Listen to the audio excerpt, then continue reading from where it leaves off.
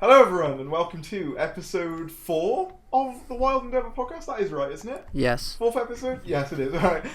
Welcome to the 4th episode and a very special episode because we're going to be talking about the latest episode of Doctor Who, Legend of the Sea Devils. But we are not going to be doing it alone. We have brought a special guest. It's Ivy, the main protagonist. How are you doing? I am doing good. I am doing good. I'm glad you're doing good. How are you doing, Sean?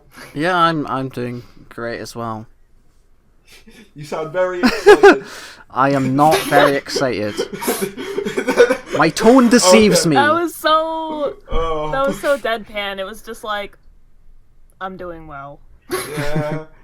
Alright, well I guess that's as good a segue as any, I suppose. We'll start with the guest. Could you just give us a brief overview of what you thought, general thoughts on the episode?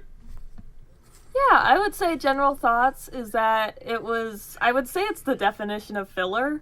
I didn't feel like there was a whole lot to it. I thought that it was kind of just okay. I mean, There's not a whole lot that was memorable about it to me, so... Yeah. Legend of the Sea Devils was an episode of Chris Chibnall's Doctor Who.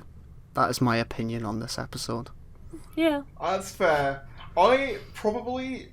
Even though I sound more optimistic than Sean, I probably have a slightly lower view of it than that, where it's kind of I kind of feel like this is not great even by Chibnall standards in some ways. And I'll kind of get onto why I feel like that. I'll be honest with you, my main problem with it is it just feels like a lot of wasted potential. There are so many things you could do there. And they just kind of go with the most dull and boring route with it. Yeah, that was the main thing I thought too. I think I said in my video, I can acknowledge that it's filler, but I feel like there could have been so much more filler there. There could have been so much more done with the Sea Devils. The Sea Devils could have been anything. They didn't have to be Sea Devils. You could have swapped them out just for some random aliens and it wouldn't have changed anything. I think as well, I saw an interview with, I believe it was Ella Road, the co-writer of this episode, saying that this was the last opportunity for the 13th Doctor to have fun before all the serious stuff goes down in the Centenary special. But I don't know whether it was just me, but it didn't really feel like this episode was much fun. Do you know what I mean? I was kind of expecting, in the sort of essence of something I guess, the sort of, most apt comparison I could make would be something I don't know, Tooth and Claw. That's not a great episode, but, Ten and Rose, they're very much just kind of vibing. It's got that light-hearted tone. Yeah, and you can kind of tell it's not being taken super seriously, and we didn't really get that with this episode. It was still kind of treating itself with the same level of seriousness as kind of most Chibnall episodes are, which I found odd. It's weird, this episode had a lot of jokes in it, but it never really reached that camp tone that I was expecting from something that had the tagline of squashbuckle your seatbelts, which is an awful tagline. I was expecting it to be a bit more camp. Yeah, I definitely feel like the humor just didn't quite connect. It was there, but it was just there. Yeah. If that makes sense. There are some lines... it wasn't really chuckle. It was MCU humor. Yeah. I did kind of get a bit of MCU, yeah. There were a couple of lines that I did quite like. There's the one where it's no ship Sherlock. I quite liked that line. It's not a great joke, but at least I just thought it was subtle enough. One of the things I do that does frustrate me, it happens a lot with 13, but I think it does happen with other Doctors as well, when they'll tell a joke and they'll go, wasn't that a clever joke that I just told? There wasn't any of that, she just sort of says it and it moves on. So I quite liked that joke, but yeah, the comedy was kind of very hit and miss for me, although to be fair, it kind of often is with this run, in my opinion. Obviously, I know, obviously occasionally it does land, but yeah, overall, not a big fan of the comedy. Didn't expect to spend that long on the comedy in particular, but... I mean, we should probably talk about the main, characters. Yeah, let's... Okay, so let's start, with, I guess, should we start with, The problem is, right, start with side characters or main characters? Where do you want to approach it from? I don't know, because I don't remember any of the side characters. That's my problem.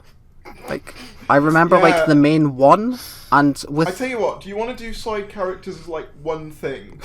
And then, like, because I feel like we could say more about them if we don't tackle them individually. Like, if we just talk about them as a collective. So for me... I don't even think... I remember Madam Ching, but I don't remember the other characters' names, because they didn't have much of a presence, really. I think one of them is... Because I rewatched it for this, because, you know, I do my research. See, that's the thing. I just watched this, like, 2 hours ago, and, like, I don't know what happened. I feel like it was just a lot of white noise. It's quite funny. Yeah. Yeah. That's the thing is, like, I don't... Because there wasn't a lot that was memorable, so there's not a lot that I remember. I mean, one of the things I also say about the episode is it kind of just feels like we're being told the story secondhand. Yeah. Mm-hmm. It doesn't feel like we're really watching it. It just feels like maybe you're sitting around a campfire and just, like, listening to the Doctor be like, and then they wanted to reverse the poles of the Earth. And then, and it's a big, I'm not really following. A big but problem that I noticed with the story is that it always felt like it was 2 steps ahead of the audience. Like, we literally, like, we go into the story, like, the Doctor meets the Sea Devil within, like, the first 3 minutes, and there's almost, like, no build-up to it. It's just like, oh, that's the Sea Devil. Hi. Yeah. That's really weird. I'll say, a lot of this... I think you made a really good point in your video that you did on the episode, which we'll probably leave in the description, saying it felt kind of like listening to a Big Finish. That's kind of the vibe I got as well when I was watching it. Sorry to cut you off like a very much less organic Big Finish. Yeah. No, I mean, Big Finish, you know, they have their lines where it's kind of, I don't know how to describe it, but you can tell it's being said because it needs to describe a visual that isn't there. Yeah. But it still feels more organic than what we got in this episode. Yeah. And I hope that people kind of attach to what I'm trying to say there, because I don't know how to explain Yeah, no, it. I get it, yeah. That problem's happened, like, quite a few times throughout this era. Yeah, there's, like, a scene in this in particular that jumps out to me when talking about that. It's when, you know, when they travel back to the 1500s to meet up with the other pirate guy. And Yaz and the Doctor are hiding behind that barrel thing. And they go, they say something like, they're being thrown overboard. It's like, yeah. Well, yeah. I am so happy you brought that up, because I cut it for my video, but that was also a thing I picked up on. I was like, I can see that. Yeah. Like, I don't think they're just going for a swim That's the problem with the Chibnall era. Like, they both show it and tell it. It's like, do one or the other. You don't have to do both. Yeah, preferably. Yeah, I was so shocked in that moment, and that's where I was like, oh, okay, because I was just like, I can see that they're being thrown into the water. It's like, you don't have to have Yaz point out the obvious. It's there. It's done. Let's move on. Yeah, it's really weird. Like, that is, as Sean said, it's kind of a trend I have noticed throughout this year. But in this episode, because like, this is the thing. This episode felt weirdly dense in terms of, like, dialogue and plot, but also somewhat hollow as well. It was all exposition. Yeah, there was a lot of, like, MacGuffins and exposition, but not a lot actually, like, of meat and stuff. Yeah, I don't know what the actual plot of the episode was. Something to do with, like, a stone? Like... As far as I can remember, and this is probably going to be wrong because I don't remember a whole lot. So there was some kind of stone that the Sea Devils wanted because somehow it would reverse the magnetic poles of the planet and flood the planet so that they could retake it. But somehow the humans got the stone, and then the Sea Devil was put into the statue, and then the Sea Devil woke back up and then was going after the same plan? Yeah. I think that makes sense. I don't know if that's even right. I think that's about right. I think you're on. Yeah. That sounds about right. The only thing is, I was confused by that because there's a line towards the end that I remember where the Doctor's like, how did you end up in that stone? Sorry, that's my terrible Jodie impression for you. How did you end up as a stone creature? You know, you're kind of dishonouring your race here, something like that. And then they just never follow up with an answer, and I'm like, Oh, the thing is, I the thing did. is with this episode, I they've think cut. I asked on Twitter. It's obvious that they've cut like a solid like half an hour out of this story, and it has been confirmed that they have cut so much from it. I want to see an extended version of this story just to see if it does benefit it in any way, because there are just like, I notice when scenes are gone when I'm watching this. Yeah, like, it's just so all over the place. That's another thing working against a lot of the episodes in the Chibnall era, is it does feel like they just cut out so much of stuff happening, and then it's like they have to tell us to fill in the blanks. Mm-hmm. Yeah, we're just expected to go along with it.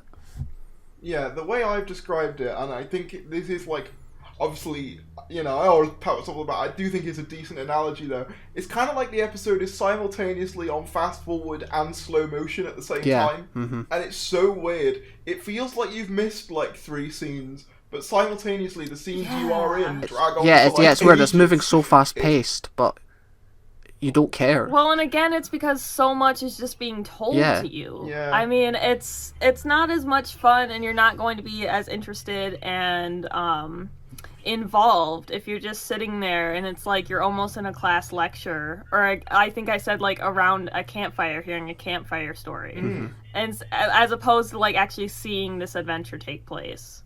I agree. It's very you feel very much as a viewer, like you don't feel like you're in a story, you feel like you're an outside observer, which obviously in some cases that works fine, but I like, with Doctor Who, it's, you kind of want to feel like you're part of the adventure, and with this it's like you are a God's eye observer witnessing events, essentially, rather than someone who's involved in any way. And I think that disconnect was kind of very present for me, I suppose.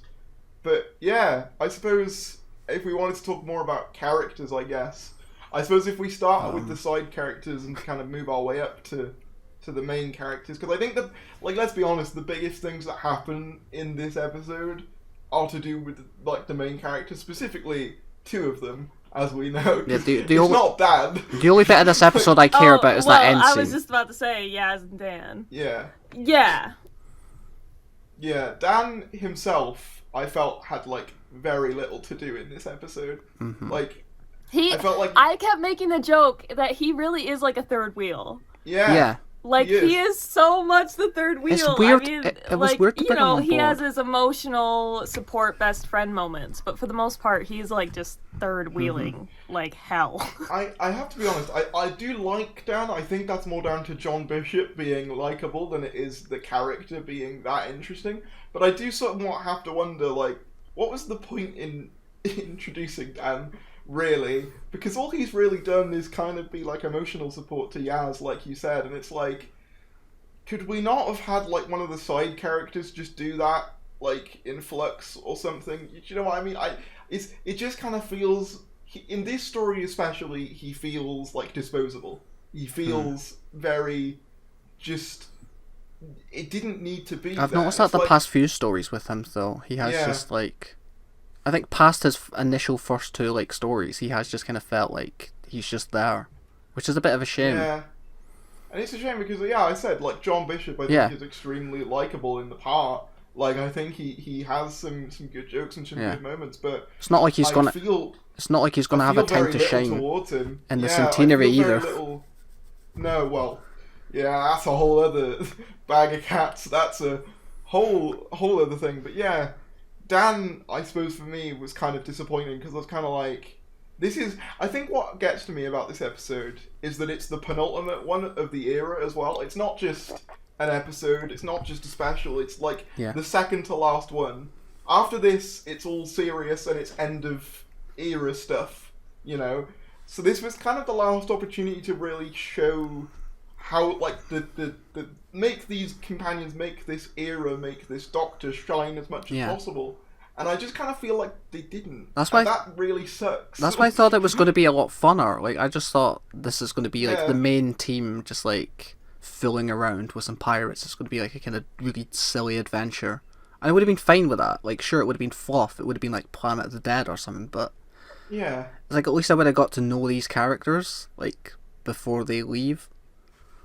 Yeah, and I come out of it being like, there's so much you could have done here that you just like didn't decide to do. Like the little bits that are there, are decent. Like I do like how they're maintaining. Obviously, we'll get onto the Thasman like properly later on, but I did like how Dan's sort of the one continuously like trying to push Yaz, be like, the looks he gives her, like, come on, we all know it. Come on. I do quite like those moments, but it's like, is that enough for like to justify a full main character? And I'd argue no, like, at least to me. But yeah, I don't know whether anyone else has anything to say on Dan. Other than that, I would say, yeah, he definitely feels almost like he was a side character in this episode, or at the very least, it's sometimes the third wheeling does kind of get to a point where it's just like, yeah, why is he here? Yeah. I think ever since Village of the Angels, he's kind of just fallen into that place. It's like, oh, Dan's cool too. In a weird way, he's kind of fallen into the same role as what a lot of people ascribed Yaz in Series 11. Yeah. Where it's like Graham and Ryan, they have the whole emotional backstory with Grace, and Ryan has his dyspraxia and all that, and that gets a ton of focus, and obviously you get focus on the death of Grace, and then people were just like, yeah, Yaz is there too. And I feel like that's kind of like, now in a weird way the roles have reversed, and now it's Dan in that position where it's like, yeah, Yaz and the Doctor have this whole relationship, will they, won't they thing going on. And Dan's also there. Yeah. And it's kind of, that's the vibe. I'll say as well, the whole scene with him and Diane. Yeah, that's what I was going to bring up. Yeah, I was going to say, like, I was just about to bring this up. It was a bit pointless. It feels pointless now in retrospect, because the reason that she kind of turned him down was essentially so he could go on to have more adventures. But he's had this like one adventure, contributed nothing, and now it's like they're fine again. Yeah, it just comes across.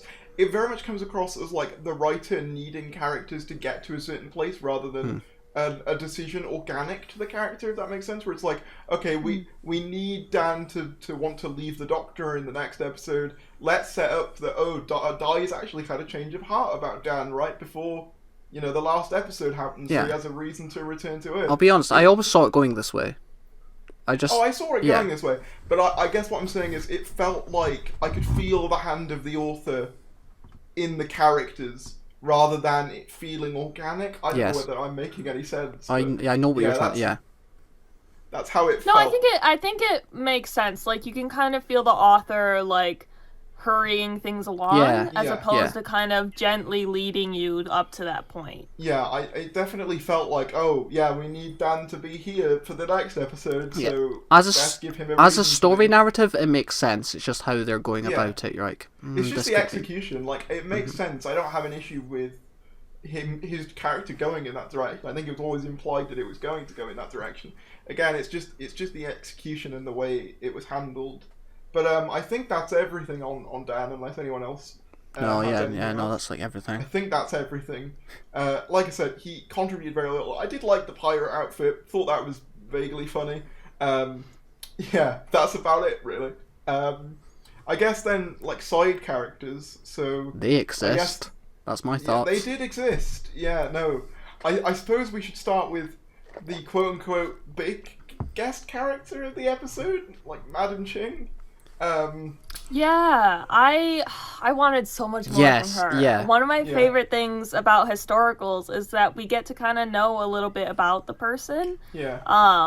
And I just feel like, because I don't know Madam Ching's story, and I feel like they could have told so much about that, or at least had like a sentence or two explaining. I know that they mentioned that she was a successful pirate, and they talk about her finding treasure and stuff, but I just feel like they didn't really explain, like, in enough detail who she is. Yeah. And then I just feel like she didn't get a whole lot beyond that. I think one of the highlights of the episode was that they included that she was trying to get that treasure for her family. Like, I think that was a nice touch, because that at least gave her motivation. Because, I mean, they could have just as easily had her just been a pirate who just wanted treasure for the sake of getting it. Yeah. But they added that more emotional note that there's, like, an actual, like family motivation there, which I think can also tie into the other side character's motivation of like avenging his father and stuff. I think that was a nice touch. But I just feel like beyond that, like that was really the only side substance we got for those characters. Yeah, I agree with all of that. I was going to bring up a completely similar point. It was like the Chibnall era, like in particular, whether I enjoy the stories or not, they have had like a decent focus on their historical characters. Yeah. And I was kind of hoping that for Madame Ching, because she is like a character I've not heard of, like not familiar with this part of history. So yeah, for her to essentially, I guess like comparing her to like, she's more of like a Nor and from like Spyfall, and I was wanting more of like a Nikola Tesla or like just more focus. Even Mary C. Cole to an extent, like she took on like, she had like a big role. Here she could have kind of been anyone, and that's a real shame. Yeah, to me, the best way I can describe it, she almost felt like a museum attraction. It's like, yep, she is a pirate lady who, was very cutthroat and like ruthless, but also had her own sympathetic motivations. But like beyond that, it's kind of like the sort of, I don't know how I can describe it, like the generic version of the person from history. Do you know what I mean? It felt like the sort, not the.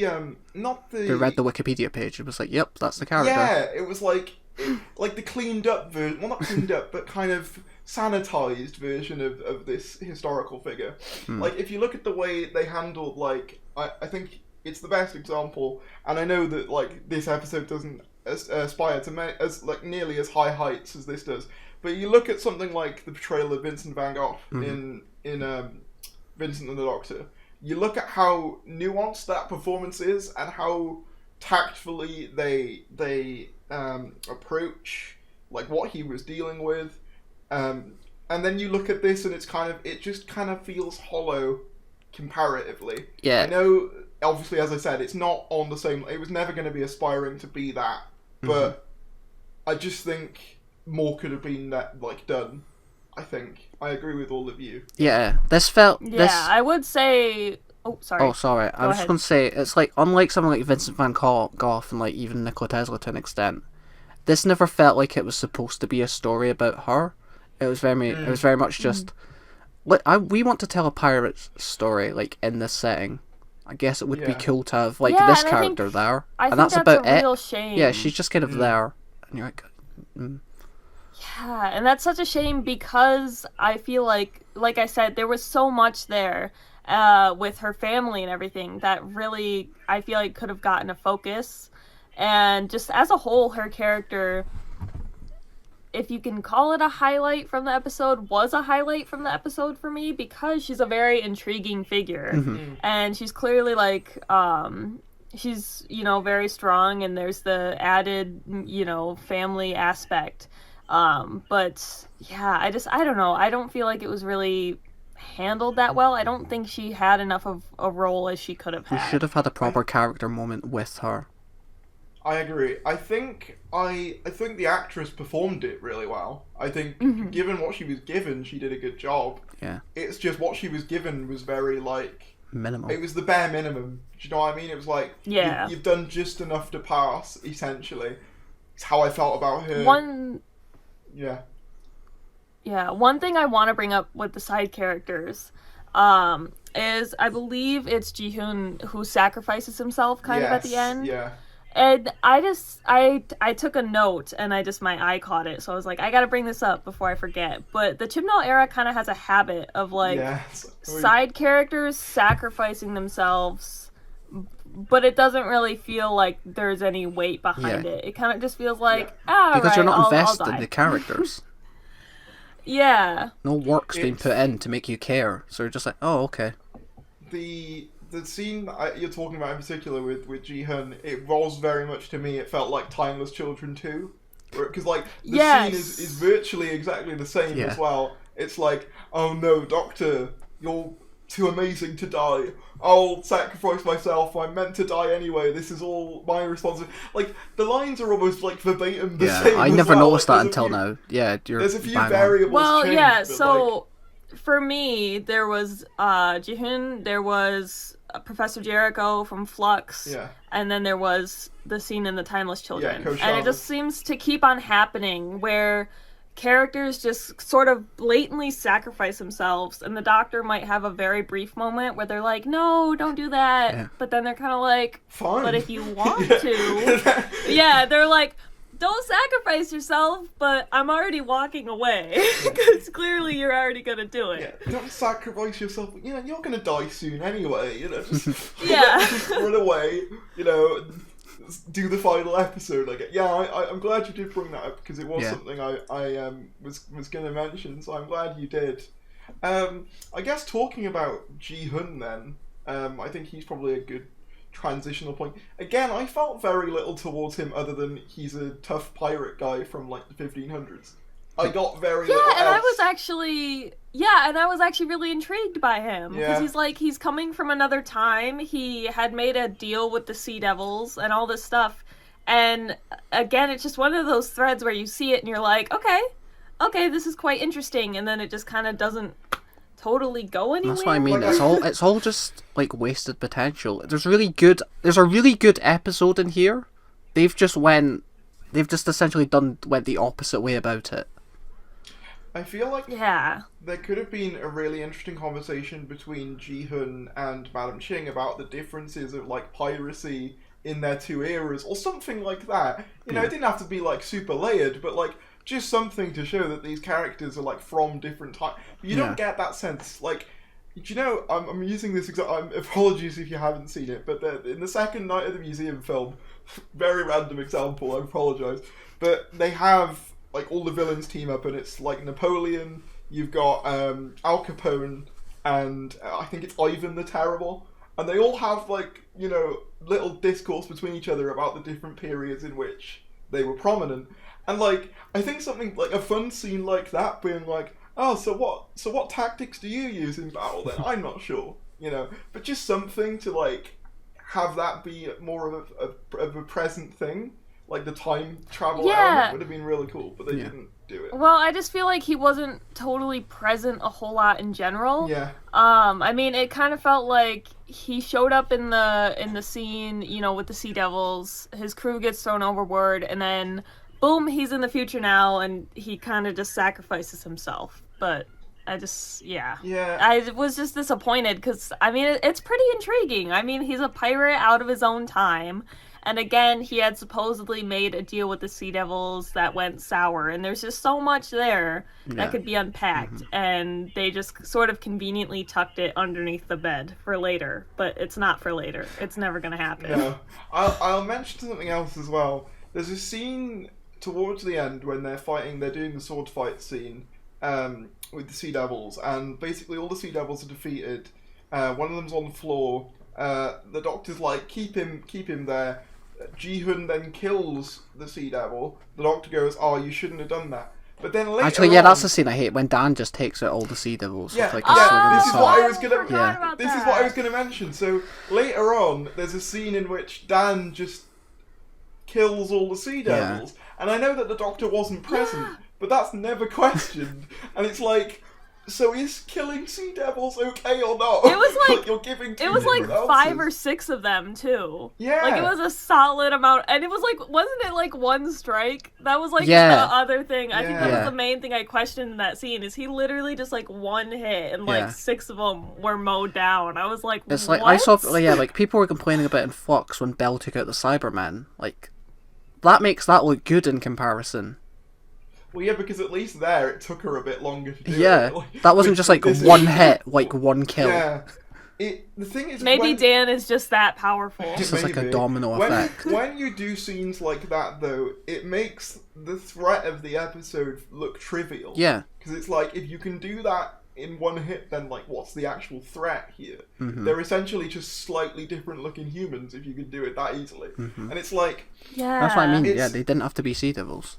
I think this is one thing I will sort of like get onto later when we talk about the Sea Devils themselves, but like the Sea Devils did not feel like a threat in this episode to me.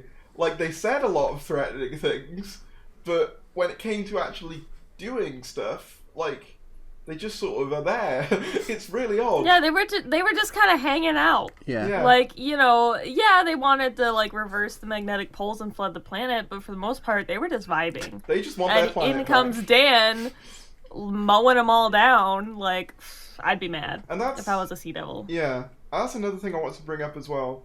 There's a scene towards the beginning. I keep saying there's a scene towards the end or towards the beginning. The only reason I'm saying that is I can't remember what order this story took place, so I'm trying to, like, you know, remind myself, you know, making sure that these things did actually happen. But there's a scene in which it's Yaz and the Doctor in the TARDIS, and the Doctor's explaining, you know, what the Sea Devil's deal is. And the Doctor goes, oh yeah, they see Earth as, you know, their planet because they were here before you guys. And Yaz goes, oh, that's not good. And that's it. And like, there's no exploration of their claim to the planet. There's no exploration of, you know, do they actually have as much of a right to be here as humans do? Like, it's really annoying because Chris Chibnall wrote Cold Blood, Hungry Earth. Yeah, I was going to ask if it was one of you two who brought that up. I did see that on Twitter, the episode with the 11th Doctor, where they do say like, oh, well, they kind of have a reason to be here, and I was just like, well, don't the Sea Devils have a reason to be here? Like, I don't think that two-parter's like great or anything, but it's like at least they talk about it. At least they. Yeah, look they at both sides. Meeting scene at the end where it's like they're trying to like sort of delegate, you know, humanity and you know, Silurians, and it's like I'm not saying you need a full scene of that in this episode as well, but just something to like just some scenes where they at least, you know, say like, well, to be fair, we were here first. Yeah, and it's like, you know, just something like that. Humanize them essentially. Yeah, it would have gone a long way into just not making them, oh, we are lizard creatures from the sea.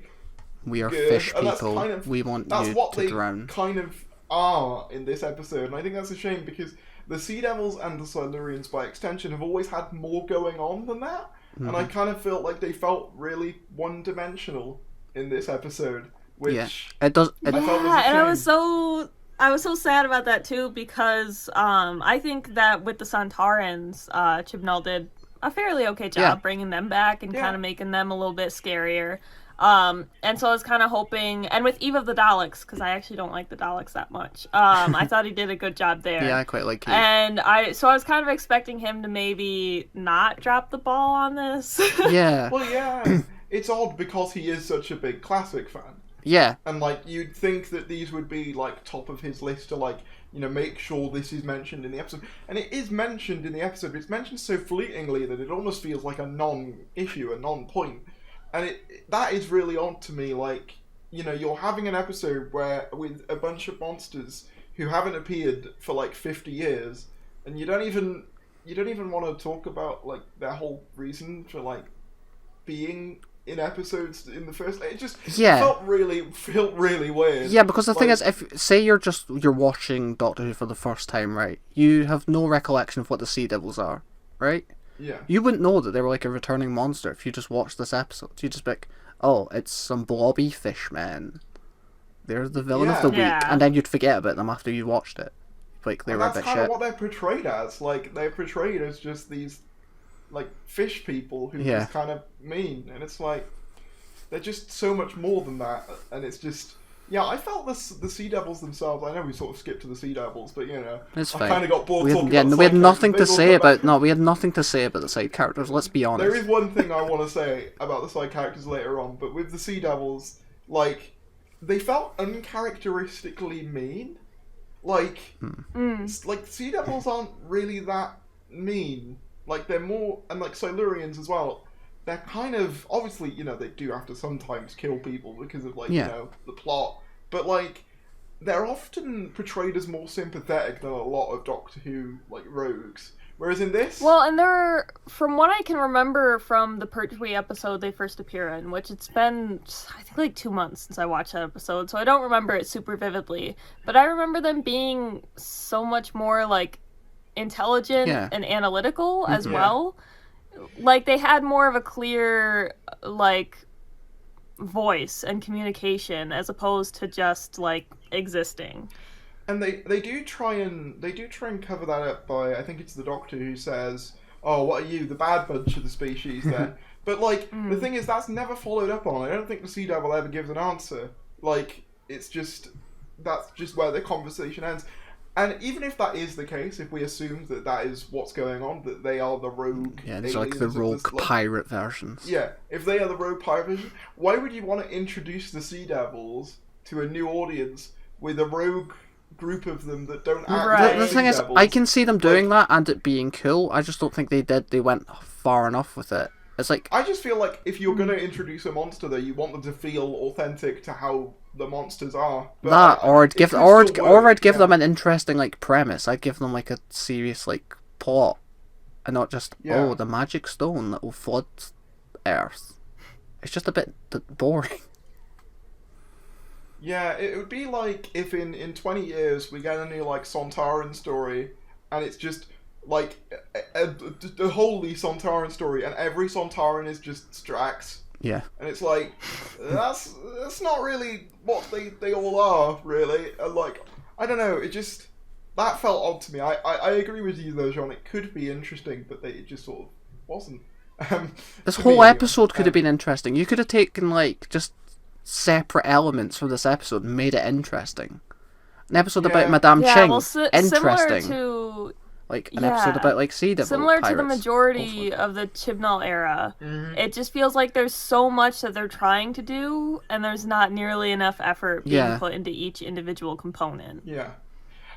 With this, it felt to me, obviously I know we'll talk about Thasman in a bit, but it felt to me that they knew, right, Thasman is majoritively what people care about at this point. Let's focus on that. Like, and I kind of get it. Yeah, but the thing is, didn't the director come out and say, though, or someone come out and say that this episode isn't going to focus on Thasman much at all?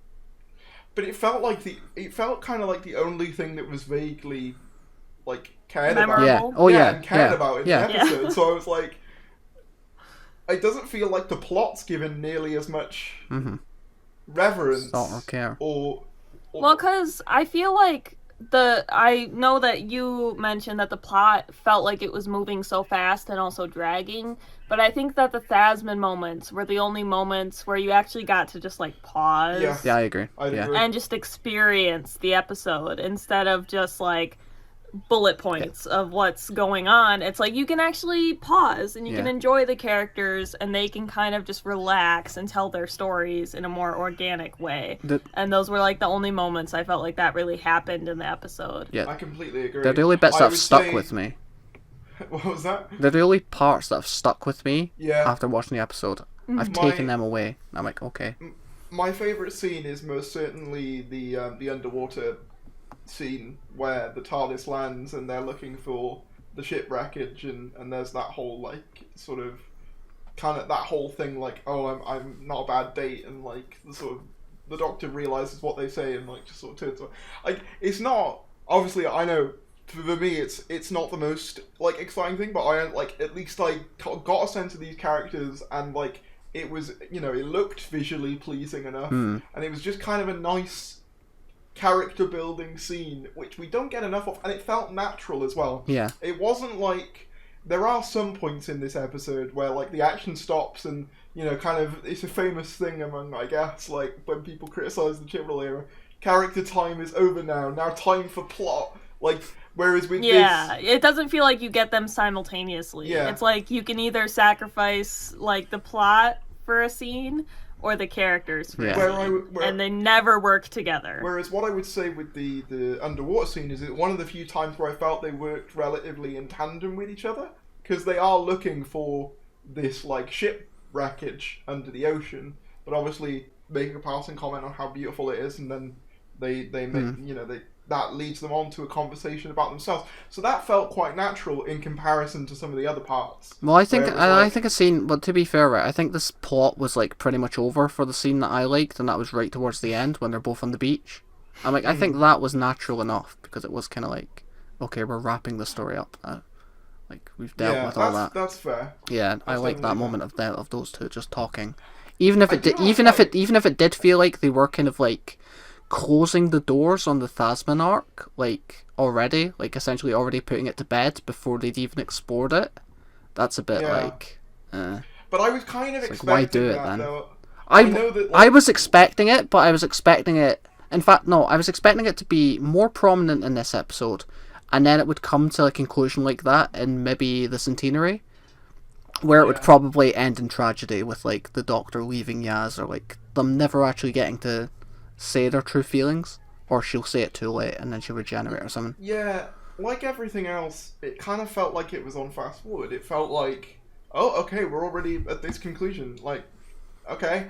I think the problem, I said since Eve of the Daleks, though, introducing it so late, there was only so much they were ever going to be able to do with it. Especially given, obviously, how much we know is happening in the Centenary as well. It's like... Yeah, it's why it's almost like I thought that Chibnall, maybe, like, he introduced it so late, so maybe he could do the whole, like, oh, she's been holding these feelings in for so long, and it is like, when she finally does tell the Doctor, it is, like, a little bit, like, it is too late, and it's like she almost, like, suffers, like, the consequences because that's of that. Meant to be the tragedy. Yeah. I thought he was going to go down that route, and it's like, yeah, it's a bit cliche, it's a bit like yeah, I did though. I think that the resolution we did get was a bit tragic in its own way, because like they're both aware that they have feelings for each other and like that they want to be together, but the tragedy is like the Doctor has the sense to know, like the Doctor's been there. That's not realistic. Yeah. She knows. My only real complaint with that is like, well, it's not even a complaint, but it's just, I think it's more a comment of someone who's been watching for like too long, is that like it felt kind of derivative of the school reunion scene, the Rose 10 scene, where it's like, I don't age, you wither and you die, I have to move on kind of thing. I obviously that was kind of inevitable, but it's like, I mean, a little bit. I can't see those direct parallels. It's not even really a criticism. It's just something I it had similar beats to it. I'll give you that. Yeah, it's not really. Yeah, I'd say it had similar beats, but I think it's always going to be a conversation that the Doctor needs to have with their companions. Not necessarily in a romantic sense, but just in general, them being open about like, you're not going to be with me forever. Stuff happens. And I am glad the Doctor said that, because I do feel, personally for me, it would have been out of character if she'd have not done that. Obviously, in terms of her, like, because it's basically confirmed in this episode that she does reciprocate them, she just can't act upon them, essentially. I am a bit mixed on that. This is just my personal thing. Like, the 13th Doctor to me has felt like the most asexual incarnation of the Doctor, New Who-wise, we've had, arguably, in New Who at all.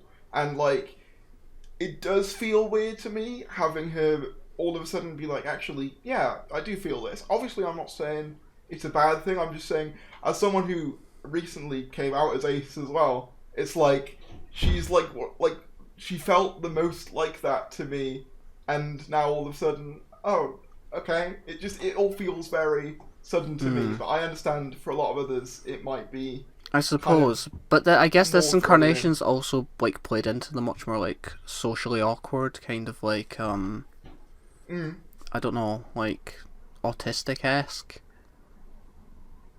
To like I don't really know how to sum it up. I get it. I don't know. That's just my one. I feel like she's hard at expressing herself and how she feels. And I feel like she cuts herself off from a lot of people in opening up. Yeah. Yeah, I would agree about that. I mean, especially after, we saw with 12's ending, you know, he loses Bill, and then also there was kind of the whole Missy thing going on.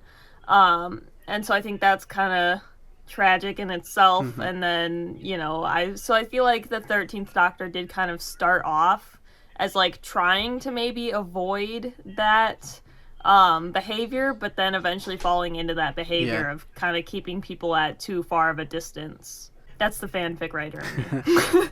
No, but I get that though. Yeah, no, I agree. Sorry, my camera just died temporarily, so I'll have to change that in the edit. You're fine. I can't tell either way. Yeah, no, that's fine. I just know from my end that it did. So mine stops every half hour, so I just switch it on. One thing I do want to mention, because also we did kind of drift into, like, I kind of knew, like, we were going to drift all over the place, because that's kind of, like, what happens with podcasts, especially in an episode that like, it doesn't have a lot going on, so Yeah. I knew we were kind of going to drift into more interesting topics. The one thing I do want to mention is the kid pirate who is there, whose dad dies. I felt that he was way too happy way too quickly. His father had just died, and already he's like, wow, what a fun adventure this is. And I was a bit like, yeah. huh? Well, and Yeah. also because Madam Ching was the one who killed his father, right? Yeah, or at least was like indirectly responsible for it. Yeah. Yeah, and so, I mean, he kind of started off like, I'm gonna avenge my dad. And then at the end, she kind of becomes like his adopted mom. It's like, what? Like, Yeah, hold it's on. Yeah, I that's feel strange. like we missed several beats to that. Yeah. And That's like, why I I feel was- like we've missed Like, several steps. Yeah. Like, you can work with people you don't want to work with, especially in, you know, a saving the world adventure, but I don't know if I or many people would go so far as to suddenly be like, okay, now we're gonna travel with each other and live with each other and be cool. Even though you basically killed my dad. Yeah, it's really odd. It's like, I think you could have done an arc like that, but like I said, there's no beats in between. It's just Yeah, as what I they was go saying from- earlier, it's like this episode feels like the script is constantly like 2 scenes ahead of where the audience is. It's like, oh, He we're goes- here now? He goes from like wanting to kill her to being like her adoptive son, like with basically no connective tissue there, and it's very jarring. Yeah, I think it would have been really interesting. I don't remember if there was anything like this in the episode. I don't believe there was, but I think it would have been interesting if she like invited him along because he probably reminded her of like her sons or something. I think that would have added a little bit more justification Yeah. for like her suddenly being like, "Hey, come with me," instead of just being like, I guess, you know, you might as well tag along. It'll- And him just being like, yeah, sure. It also felt really weird to me how when that scene happens, Madam Ching goes, "No, he's my responsibility." Like, okay, does the kid not get a say? Like, are we just Right. Are we okay? Are we just saying that like, he can't leave now? I know that he agrees to it later on, so it's not too bad. But I was just a bit like, wow, she really did just say no. You're mine now. Yeah. And that was it. I was a bit like, you know, does he not have? Because he doesn't look. The thing is, as well, I'm not like dissing the actor, but he doesn't look that young either. Like it feels functionally like he would be old enough to be able to survive on his own. So I feel it feels weird for her to be so like feeling the need to protect him to such a degree. Again, I think that's just because it's not shown that they have that relationship. Like she saves his life once, and apparently, you know, that means everything is great, and it's very odd. I felt I need to mention that because like that was one of the main things I noticed about the side characters was, wow, his turn was really quick into basically being. Also as well, it's established as well the scene in which people are getting thrown off the boat by Ji-hun. The one of them that gets thrown off is that kid's dad, or like that kid's grandfather or descendant, or you know, probably like great grandfather or something. But like the Ji-hun, I know he was in league with the Sea Devils at the time, but he did basically order him to like drown himself, and like you'd think that like in most other scenarios he'd maybe feel like guilt towards that. I mean, I know he says that, oh, he survived because you exist. But, like, he might have at least said, you know, sorry for chucking your great-granddad out of, like, a boat. That whole scene was kind of like whiplash to me because, like, I wasn't really following a whole lot of the plot, and then suddenly, like, you know, they had the scene with the stone, and it starts glowing under his shirt, and I was like, well, hold on. I had to, like, tune back in. I was like, what? Yeah. I was so confused for a solid, like, 5 seconds. Yeah, it's weird with that, like... The whole thing with, like, as I said, with just, like, the characters, it just feels like you've missed, like at least 20 minutes of, like, character building, at the very least, and it's very, very odd. I was going to say something else then, and I've sort of forgotten what I was going to say. I'm sure it'll come back to me after we finish recording. Yeah, it's always the way. Yeah, what else is there about this episode itself? Sea Devil does cool Mario jump. That's pretty epic. Oh yeah. I saw that on Twitter. I never picked up on that until people started, and I was like, "What is that? What is that?" I noticed that. That looks like an anime style jump. Yeah. I don't know if you guys have ever watched My Hero Academia, but it looked like people who have watched it will get what I mean. But it looks like a Deku jump where he's got like his superpower, like, kind of, he can use it to jump really high, and I was like, what is that? The vibe it was giving me was, you know, in, like, the Spy Kids movies, when they, like, jump and it just looks really cheap. That was, like, the vibe it gave me. And some of the CG in this episode was really off. That's something I'll say. I know, I think it was you, Ivy, you said you didn't mind it as much. I didn't, but I do have to say, the quality in which I can watch the episode, that's you true. know, it doesn't really highlight it as much, and I mean, I kind of have low standards when it comes to special effects, to be honest with you. So I thought some of it looked fine. Like the statue and stuff looked quite good. Like the ship and stuff looked good. I think it was just some of the Sea Devils, like the movement was quite weird. I also just thought like the actual some of the sets and the way they were lit looked quite cheap. Like I felt like when they were on the pirate ship, like especially in daytime, it did feel very set-like. But that is probably just me nitpicking. The lighting is especially off in some places. I was one of those people who, you know, filming images. I'm one of those people who looks at like filming images. If you look at the filming images on the beach, they look so much brighter and more colourful than they do in the episode.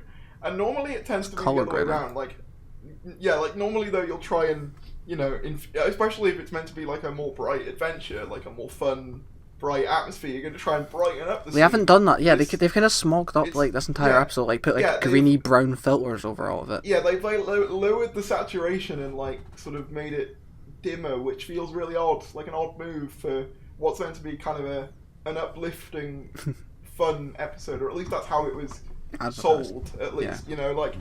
One thing I'll say about the Sea Devils, in terms of the sort of CG, I did hear apparently they were having difficulties with like the facial movements with the physical props.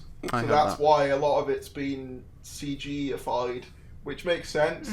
But it did kind of, I won't lie, it did kind of take me out of it in some scenes. Maybe it's just me. I don't think it took me out. I noticed it, I was aware of it, but it never like properly took me out. I was just like, oh, that's a bit ropey. Like the jump kind of did take me out though, especially where it's like, wow, that because the thing is, one thing I will like generally often praise about this era like is how nice it looks visually. Even if I'm not a big fan of like the story, I could say at least this looks really nice.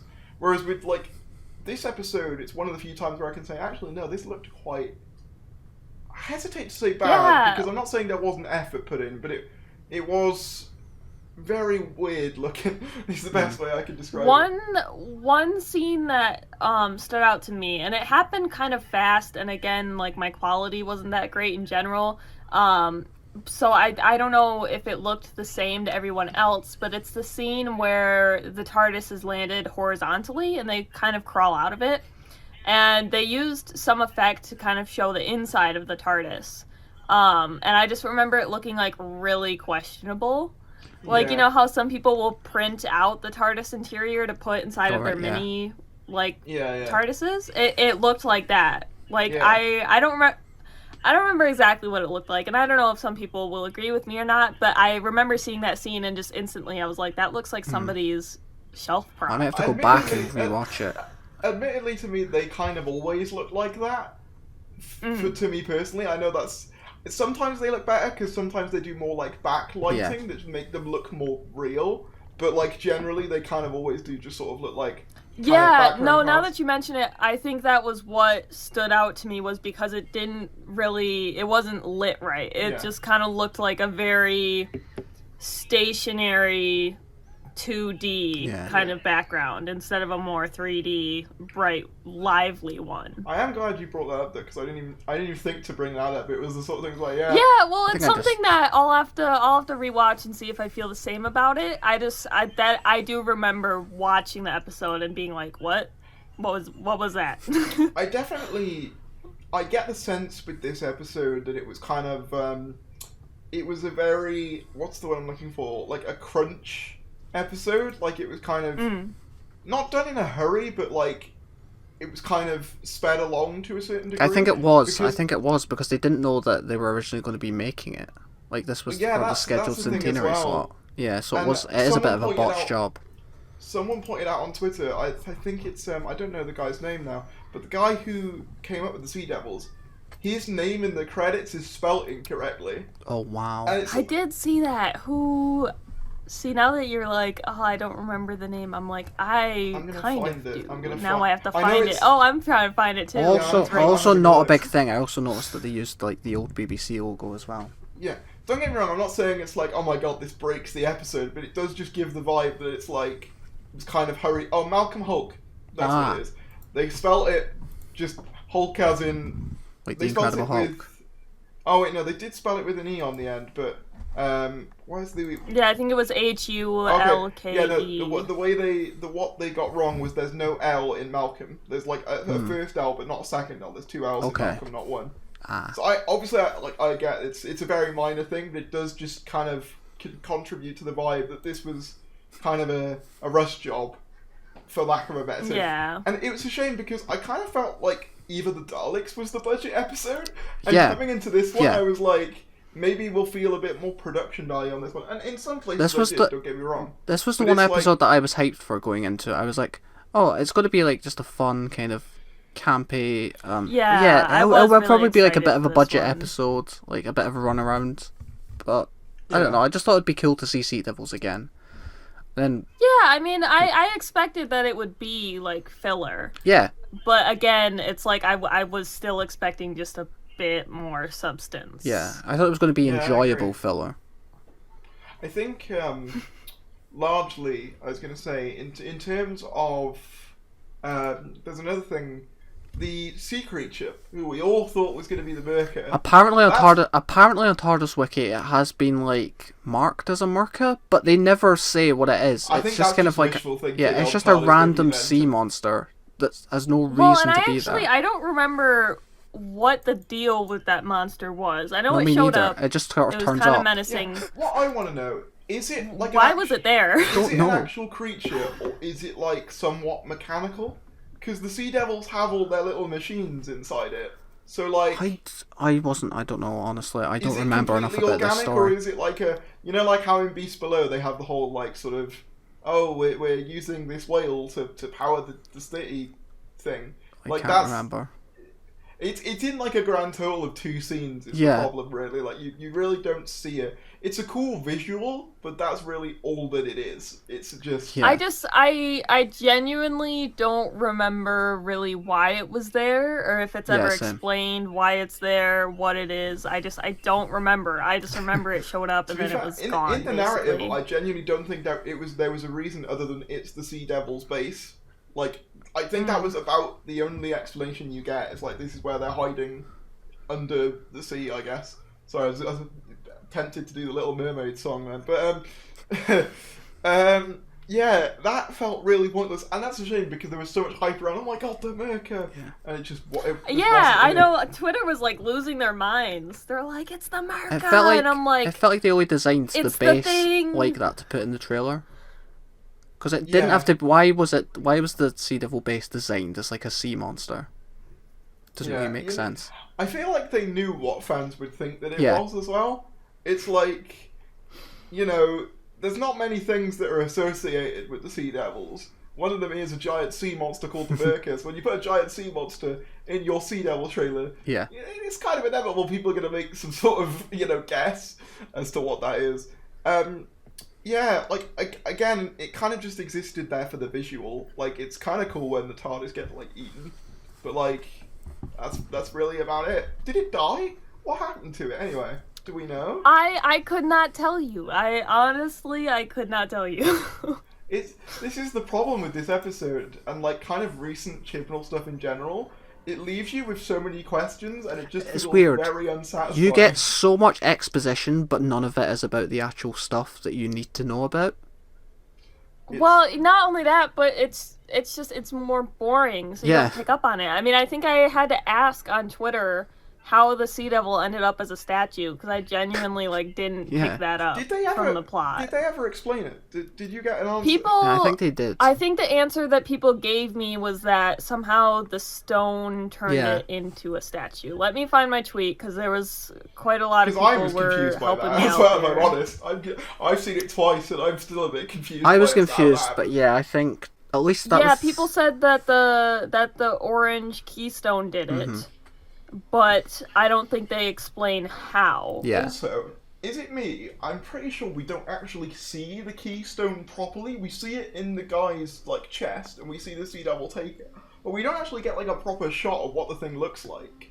I just noticed that as well, which is really odd. I believe they mentioned that it's made up of a certain type of metal, because I think that was the reasoning behind how it would help them flip the poles. But I don't think they really explained what is it doing there? How did it get there?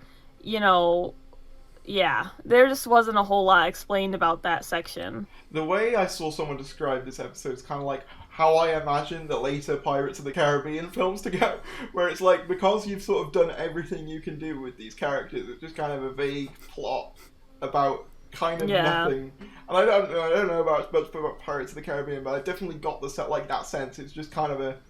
Yep, there's pirates, and there's a thing happening, and that's kind of just what this episode was. It was just things happening for the sake of it, and that's just kind of underwhelming for a penultimate episode. But and it wasn't even things happening. It was just some things happening, and then some things being told to you very directly. I was genuinely surprised. I was honestly expecting this to be more in the vein of something like Nikola Tesla, where it's I thought it was going to be fine, but fun. I was going to have at least some fun with it, because I did have some fun with the Nikola Tesla episode, even though, I feel you put that in most other eras, and it would kind of be seen as a kind of middling episode. It's alright. Series 12, it was one of my highlights, because it was fun, and I enjoyed it, and I learned something about Nikola Tesla. I was kind of hoping for a similar energy with this, and I kind of just got... It was just no heartbeat, almost. It was just very... Yeah. For my video, someone in the comments had said that they just kind of enjoy being along for the ride. And I think that's an energy that I have with most 13th Doctor episodes and a lot of the 12th Doctor episodes. It's it's not perfect, we know this, but, I can still enjoy it for what it is and kind of be along for the ride. Yeah. But this one, I really felt like I wasn't on that ride. Even with the Vanquishers, there was just which so I much didn't disconnect. enjoy. I still got more of that than I did this, because at least stuff was happening. At least I had a reason to care. Yeah, there was a disconnect. Yeah, is the best way for me to explain it. Is it just disconnected? Yeah. Yeah, it's really, really odd. I think that's about all. Yeah, I was going to say, let's speak about the trailer now. I can't contribute more about Legend of the Sea Devils. I've been struggling for the last hour. I just wanted to make sure we covered everything, but at the same time, as most people who watch the episode will probably agree with us, it's a very hard episode to muster up the energy to talk about, because it is just kind of there. But yeah, 3 out of 10. Maybe. Wait, what would you give it? 3 out of 10. I gave it a 4 on Twitter. I'd say 4 is fair. I would have given it a 4, but the more I think about it, it's I have no reason to go back to watch it. Yeah, it's not exactly one I'm hurrying to see beyond obviously watching it again for this. I think maybe 3 or 4 is where I sit. Mm-hmm. It's very... a 3.5. Somewhere around there is probably where I sit on it. Where would you say? I agree. Yeah, about 4. Yeah, it wasn't offensively bad. It was just there. No reason to rewatch it. In some ways, I feel like that's worse. You know what I mean? I feel like it was passable. At least when something's terribly bad, at least I have something to say on it. Yeah. At least I feel something. I feel something towards it. Whereas with this, it's I don't feel anything towards this. It's just stuff. Yeah. And I feel like a lot of the Chibnall eras felt like that. And I know that clicks with some people because they prefer, not feeling as much to being annoyed like a lot of people were under Moffat, I guess. But for me, even when Moffat did annoy me, I was more engaged than this. Do you know? It's yeah.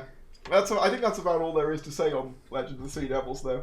Yeah, something that I did feel for, however, was that next time trailer. Yeah. Yeah. Oh, I was screaming. Yeah. Oh, yeah. Would you like to start? I mean, how did you feel towards like the next time trailer? Like what? I was really excited. I think I posted my reaction on my Twitter. I was very excited. I don't have super high hopes for the episode. Yeah. I'm more just like, all right, it'll be cool to see Ace and Tegan again. But I mean, as for the episode itself, I don't have high hopes. It's more just that novelty of seeing characters that you like come back. Yeah, I get that. Yeah, I definitely get that. I definitely get the sense that, like, don't get me wrong, for me, I love, like, Ace especially. Like, Ace is, like, one of my favourite, like, companions. We did a podcast on this, like, talking about, like, why Ace is, like, my favourite classic Who companion. So for me, I'm really hyped to see her back, but it's like, did it really have to be in this episode?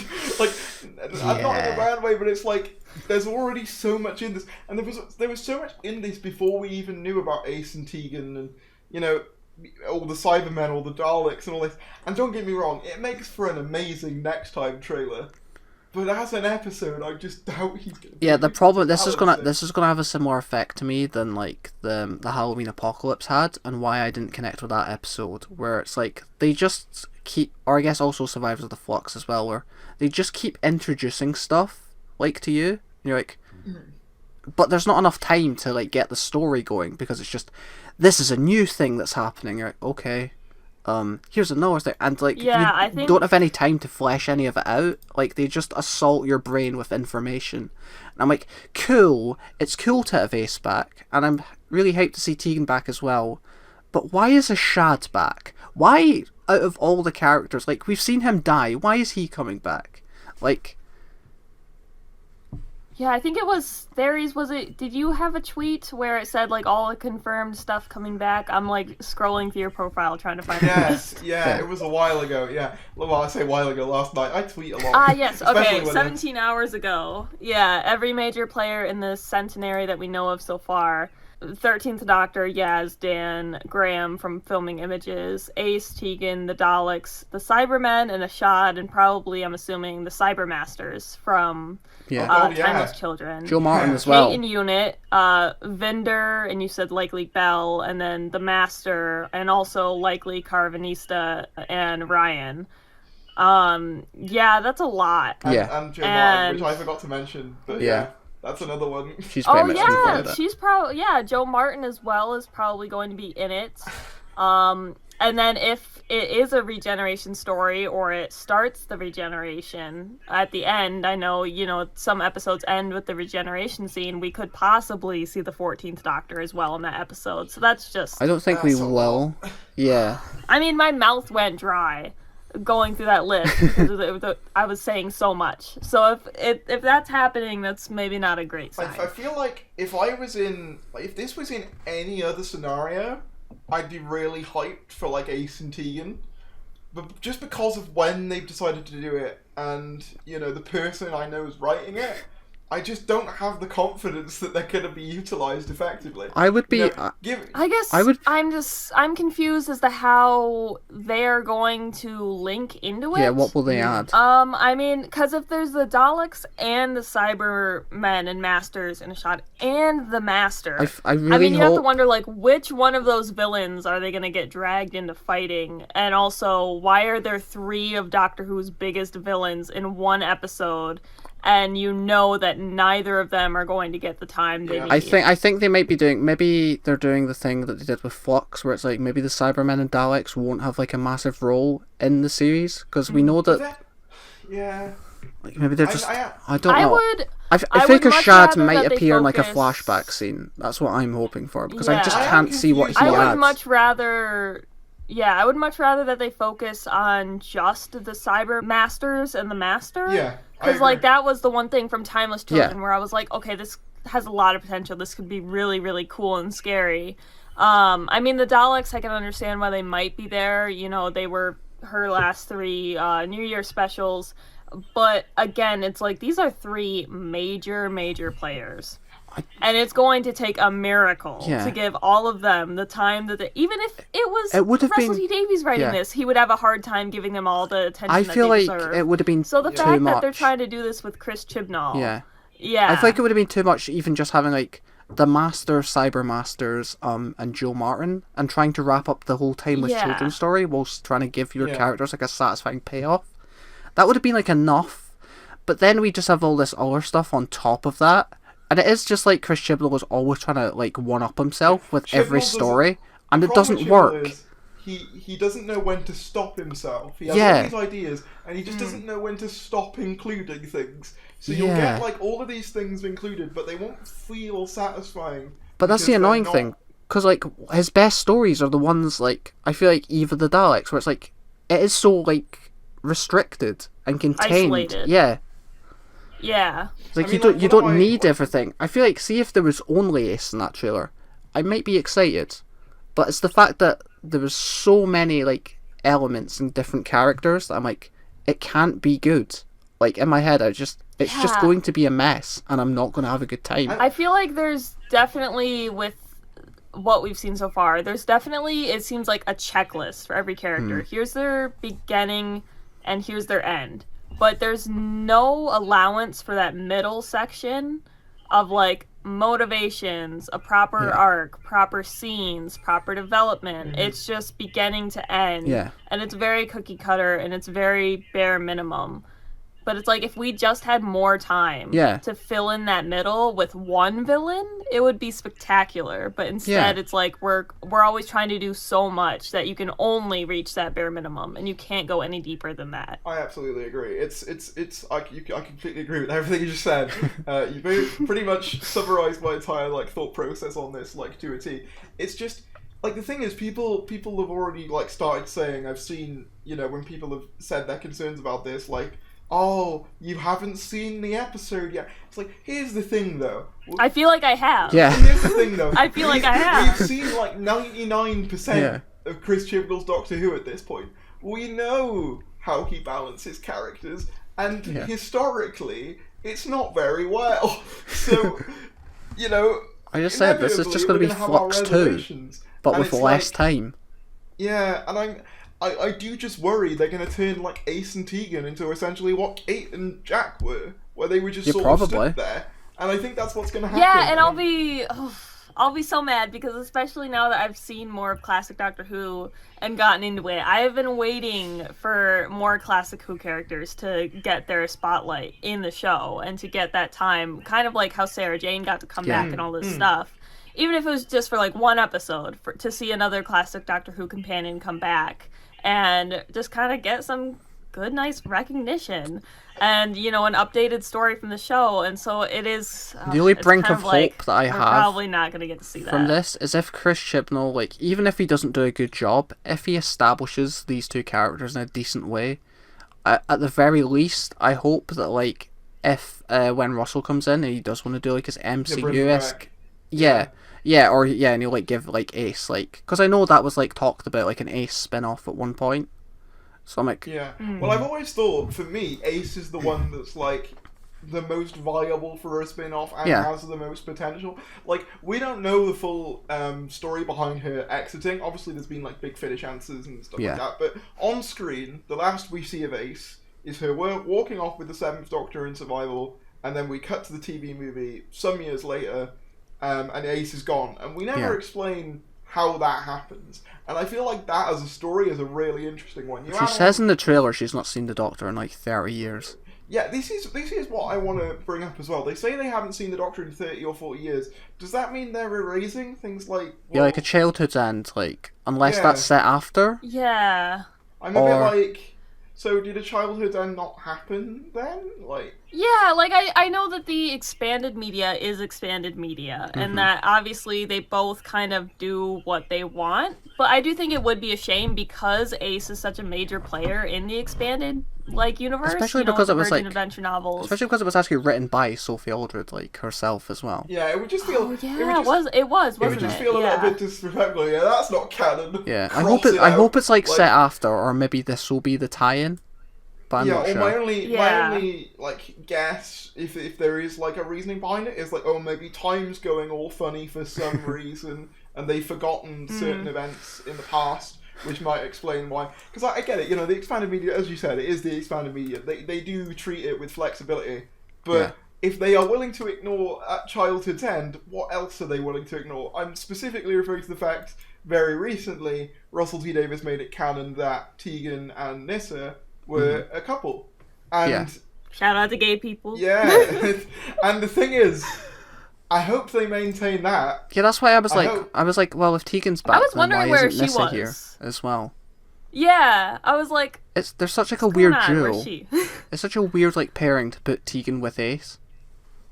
Yeah, they'll probably do like what they did with Gwen, is Tegan will make a phone call and be like, yeah, I'll be home before 10, hopefully, or something like that. Yeah. I hope it's acknowledged.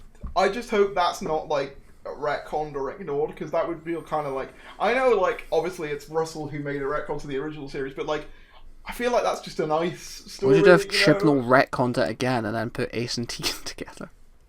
Oh. yeah, Tegan and Nyssa got a divorce, and Ace is the rebound. Yeah. It is an odd pairing. Like, the only real connective tissue they have is that they're both 80s companions. That's about where the similarities begin and end. Like, so it is a weird, like, duo. Like, I feel like, I don't know what duo would have made more sense. Well, I feel like if it was like a duo of like two characters, like, I feel like if it was like Tegan and Nyssa, then you'd be like, okay, that makes sense. Or if it was just Ace on her own. Well, I think or like Ace and Mel would probably make more sense. Yeah, my big worry is, because I know we were talking earlier about how the Sea Devils could have been anyone, is that my big worry is that their role is going to feel like that. Yeah. Where they could have been any companion. They could have been any classic companion. And that just happened to be the two they included. I really hope Chibnall doesn't like ruin like Ace. Oh, I do too, because like Ace... I'll go to war. Yeah. I'll go to war. Ace is like my favourite classic Who companion, so I'm really nervous to see what's done with Ace.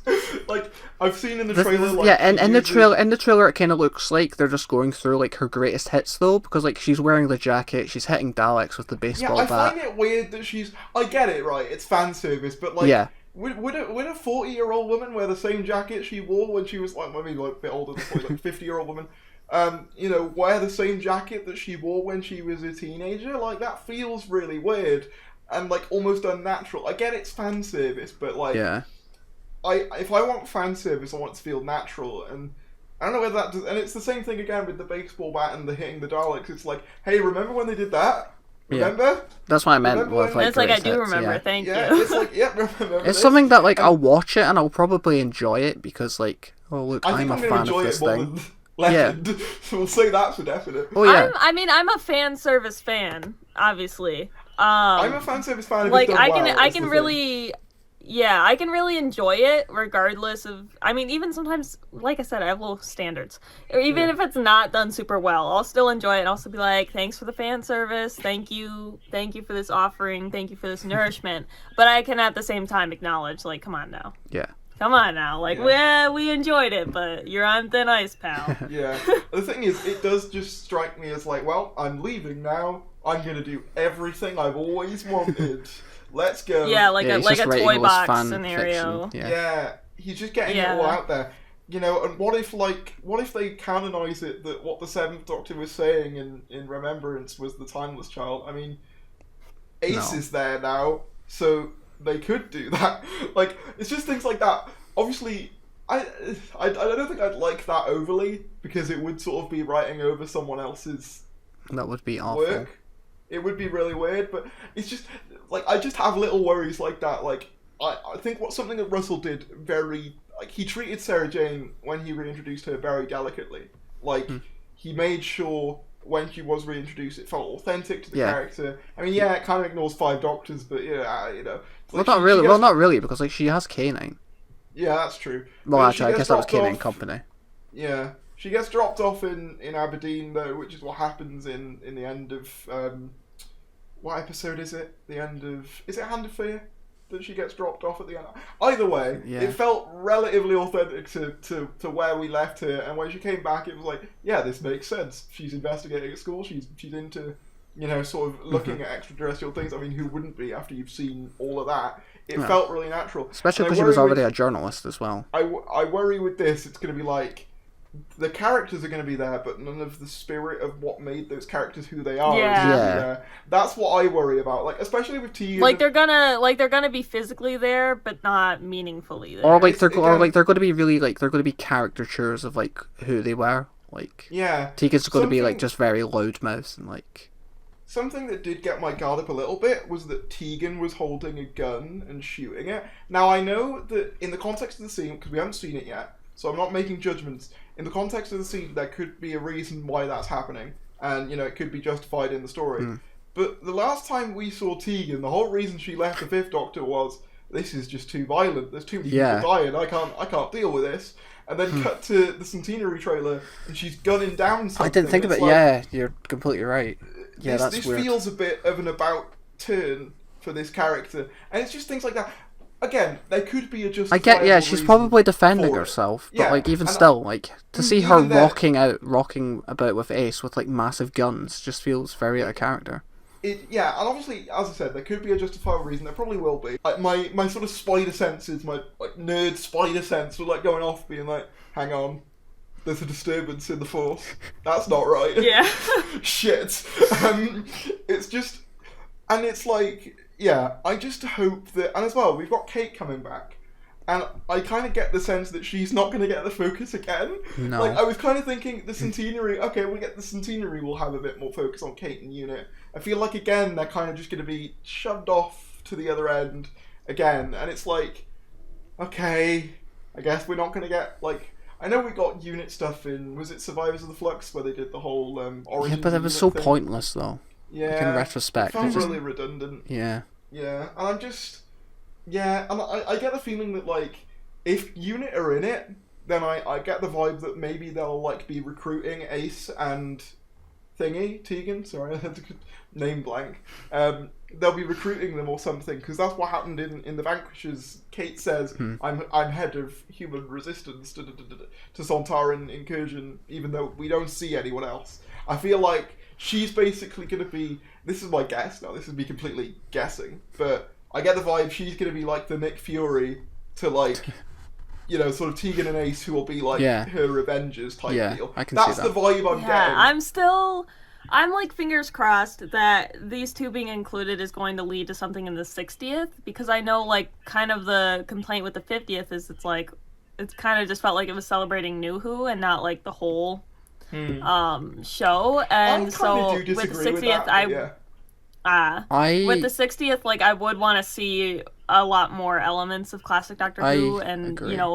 We know that the actors are still willing to do stuff, so it'd be great to see them just in general. Yeah. So I'm fingers crossed. Fingers crossed. I agree with what you said, Ivy, but I just can't see them. I can't see Chibnall's era leading into the 50th. No, 60th, I should say. Yeah. I think it's also the fact as well that, we've had a lot of returning stuff in the Chibnall era, and I do kind of worry if RTD does a big fan wanky celebratory 60th, is it going to feel like... No, because he'll do it well. He'll do it well, Tharius. I know, but is it going to just feel like more of the same? You know what I mean? It's from that perspective, I know it'll probably be written better, just in our opinions at least, or in, I don't want to speak for anyone, but I do just kind of feel I don't know, I feel like by the 60th I might feel a bit fan-serviced out.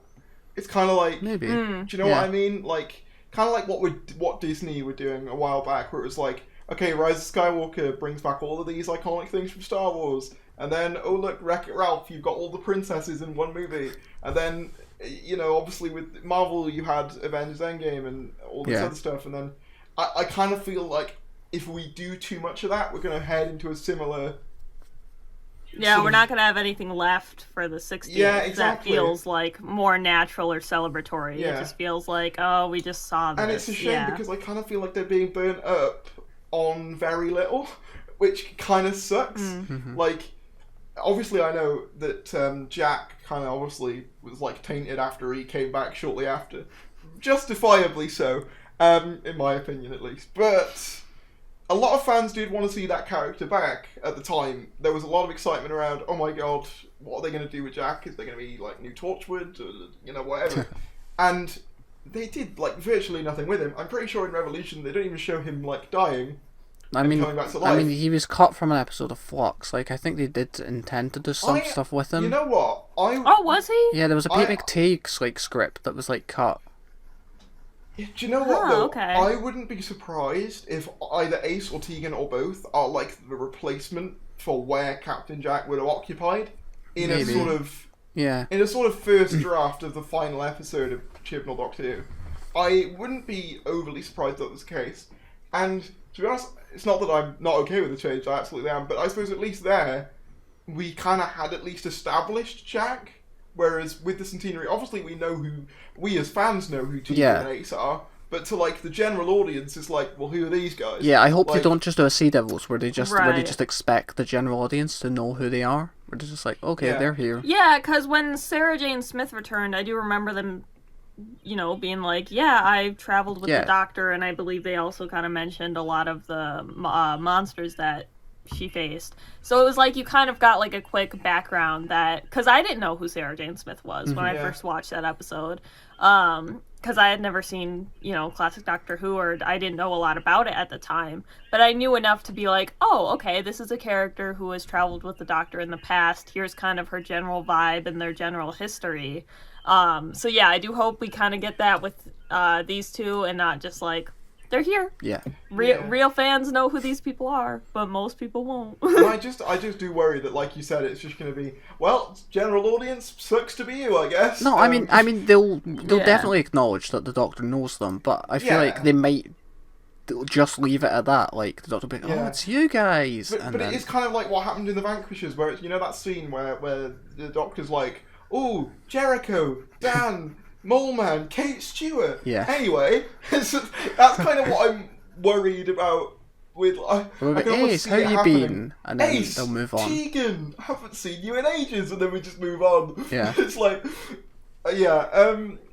something else I want to mention as well is that I do want to mention this because we kind of alluded to it like just a little bit earlier on. Like, I do think we as fans, well, not every fan, of course, but like I think we as fans like overestimate how much like the general audience are aware of Doctor Who, even going back to like the early revival. And what I mean by that is there's an example I like to use. As far as, I think they might have shown this in Flux, because someone said that they did. Could be wrong, but at the end when Dan phones the Diane, like he phones Diane from 1802 next to the TARDIS. Like, I mentioned this. They never, to my knowledge, or they might have done in Flux, but they never, to my knowledge, show, the whole thing in End of the World where it's like, oh, look, I've done your phone to be able to be like this now. Yeah, I can't remember. I'm not saying you need to see that every time, but, like, not every fan's been watching since, like, 2005. They might not be aware that that's a thing. And, like, I think it's kind of silly to assume that, well, they've said it in this episode in 2005, therefore they never need to bring it up again. No, I think they did mention it in Flux. I feel like you've been hung up on this way too much. Yeah, no, I'm not even that hung up on it, but I felt the need to mention it. I think someone did tell me they mentioned it in Flux, though, so if they did, then that's on me. But I was just basically using it as a point to kind of be like, one of my issues with the Chibnall era is kind of like expecting the audience to know things without giving them the context. And that was a very, albeit not great example, but it was an example where I was like, it's just one of them things with like the era that I've noticed. I hope it's not the case with the Centenary. One thing I will say though, excited to see the Master. Don't know what's going on with his age. What? Yeah, what was up with his hair? I assume when we first see him, and I can't do that. I feel like when we first see him, he's probably going to be like that. He's probably going to be in that state, and then like he'll probably clean up later and like shave, and you'll see him like how he is. Hopefully. Someone compared him to like Rasputin. The if you don't know who that is, basically in Russian history, the last Russian Tsar. I think it was Alexander, I think. Is it Alexander? I think it was Nicholas. Nicholas. Sorry, it was Nicholas. Yeah. You're right.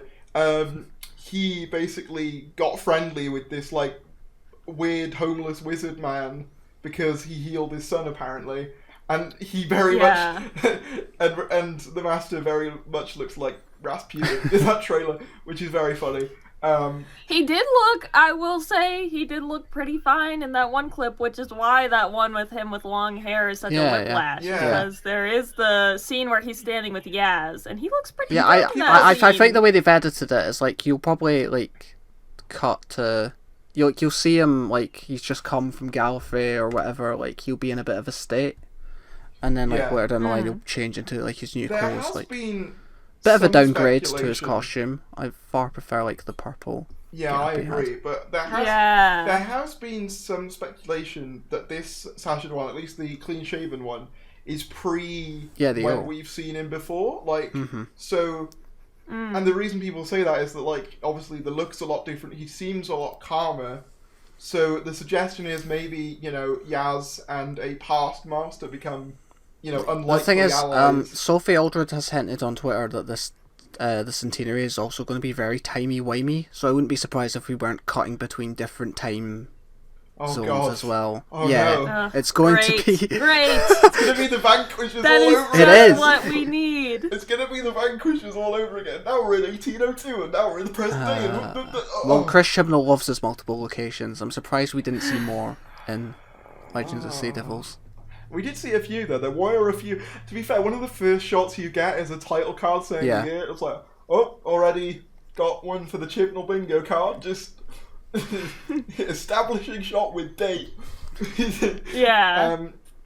So yeah, I don't have much more to say.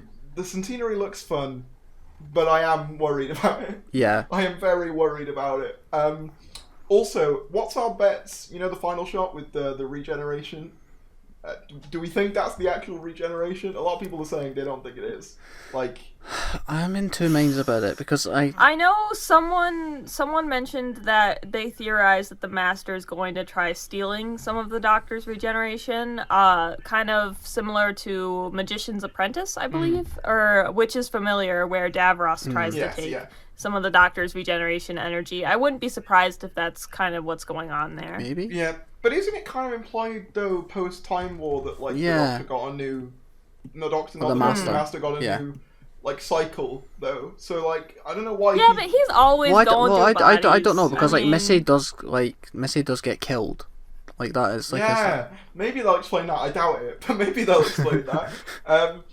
Like, I am in two minds, but I would like... This is a personal thing. I would like a regeneration that's not so much up to the Doctor themselves again, because like something really cool about the War Games is that he's forced into it, you know, and that makes it feel all the more like, oh my god, there's no going back. This is death. Like, whereas with a lot of New Who, it's like they get to sort of choose when they die. It's like, okay, they can hold it off like as long as they can hold it off. Yeah, and I kind of like the idea of her being forced to do it in like a not so nice scenario. I don't think that'll happen. I think it'll probably do the more, you know, traditional New Who. I agree. Like, I mean, let's have a nice speech at the end and all that. But I would like something a bit different. But I realise we're probably not going to get that. But it did evoke those feelings at the end of the trailer when she seems to be in some sort of like stasis pod thing, very like similar to what she was in Timeless Children, and like what we see, what we think to be the regeneration starting. It just made me think, man, it would be cool if the Doctor was forced to regenerate against their will again. That would be cool, but I doubt it'll happen, but we'll see. I think I am a bit miffed as to why the Daleks are back again, if I'm honest. I just don't feel like they need to be there. Like, the Cybermen, I get, because, like, you know, the Cybermasters were with the Master before. You know, it makes sense the rest of them would probably try and join in. I'm fine with that.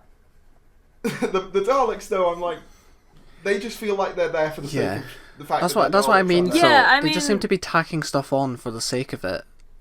Yeah.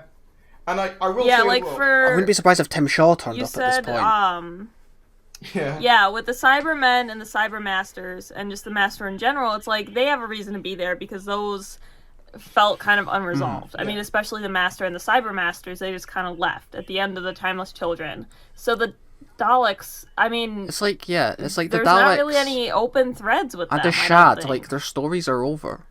Yeah, a Shad, I don't know how a Shad's back or why a Shad's back. Like, didn't he get, like, same miniaturized and exploded? Like, Vineyard I do get, because they do that whole like setup thing at the end of Flux, being like, oh look, we're gonna start our own little adventures. So I get the sense this will be like an update with them. Maybe we'll find out who the baby is. I kind of get Vinda more than I get the Daleks. The Daleks felt like they were wrapped up in Eva the Daleks. Like we didn't need to see plot them twist. Yeah, plot twist. The baby is a Shad. Oh my god! Oh no! Can you? Yeah, because the thing I could see Chibnall doing that though. That's the most upsetting part. Now you've written that into the universe. That's what's gonna happen. Yeah. They're yet as unborn child. Their yet as unborn child is a Shad the Cyberman. Yeah. You know what? You know what? We're gonna look back on this when it becomes canon, and I'm gonna feel like the coolest person in the whole world. Yeah. No. Oh my god. Now that you've said that, I get the feeling he's gonna do something like that. Or just something dumb. Oh. Because, like, why else would you bring back all those characters if you weren't gonna tie Well, I mean, Brendan was Irish. They're gonna have some scene where, Irish. like, just out of nowhere, a Shad is like, Dad? Father. What have I come up with? Would you like to be a Cyberman with me? And it's just... No. Yeah. Dead. Aw, father-son bonding. Oh. Yeah. But I think that's about everything. Hang on, give me 1 second. I'm just gonna mute for 1 moment. And Thares has died. He's probably going to cut this bit out, but I'm just continuing the talk. Just to a fill shot the got void. to him, yeah. Yeah. Yeah, we're just gonna... I don't have any... Well, I have Nico. I can show you Nico. Okay. She's being cute. Come here, Nico. Come here, baby. Oh, there you go. Say hello. Okay, I'm back. Hello, cat. Show you a cat. That's adorable. That's adorable. That's my go-to when there's awkward silence. Yeah. Just, We're filling the space with wholesome cat content. I would bring in my dog, but I think she's asleep. But yeah. I am back now. Apologies for that. Someone just came in. Okay. Oh, you're alright. Yeah, I think we've said everything we want to say. Ivy, thank you so much for joining us. Yeah, do you want to like... Yeah, thank you for having me. Plug Would you like to anything? plug anything? Yeah, that's what I was about to say. I always forget my handles when this happens. My Twitter is @ProtagonistIvy. My YouTube channel is The Main Protagonist, and then my Instagram is The Main Protagonist with an underscore because someone got to it before me. That's fair. Very fair. Well, thank you all for watching this episode of Wild Doe. I had really good fun with this one. I really enjoyed this. Yeah, I did as well. Yeah, it was a really good one. I mean, we jumped around a lot, but I felt like it flowed so naturally. It's like... Yeah, it was a really good conversation. I feel like we agreed a lot more on like pretty much everything that I thought Yeah, before the episode aired.